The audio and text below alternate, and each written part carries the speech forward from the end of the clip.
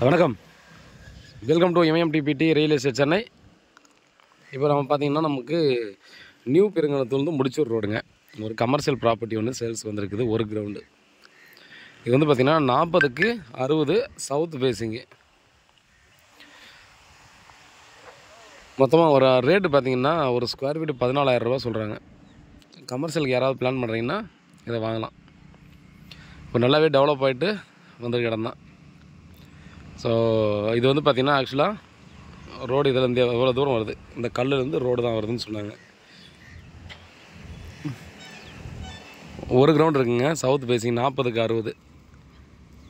இந்த லைனில் பார்த்திங்க அப்படின்னா சின்ன சின்னதாக கமர்ஷியல் இருக்கும், இல்லைனா வீடுங்க தான் ஒரு நிறைய இருக்கிற மாதிரி இருக்கும். ஏன்னா பழைய இடன்றதால பார்த்திங்கன்னா நிறைய பேர் ஓன் யூஸ், அதாவது வீடுங்களுக்கு மட்டும் பார்த்திங்கன்னா அப்போ வந்து ப்ரியாரிட்டி கொடுத்து பண்ணியிருந்தாங்க.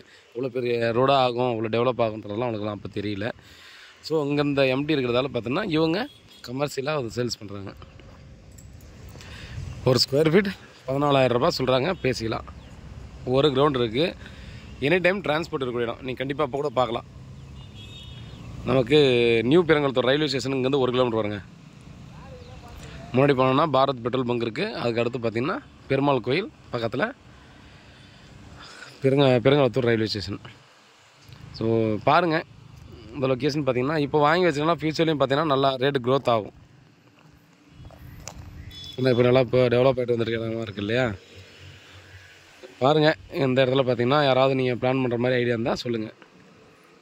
ஸோ இந்த ரோடு இப்போதைக்கு பார்த்திங்கன்னா டெவலப் ஆகிட்டு வந்துட்டுருக்கு. ரேட்டு கொஞ்சம் இது வந்து அதிகமாக தான் தெரியும், பட் வாங்கி போட்டால் ஃப்யூச்சருக்கு நல்லாயிருக்கும். ஸோ வேறு ஏதாவது டீட்டெயில் வேணால் வாட்ஸ்அப் வந்து கால் பண்ணுங்கள், பதிலி காத்துட்ருக்கேன். உண்மையாகவும் நேர்மையாகவும் கூட நான். நன்றி.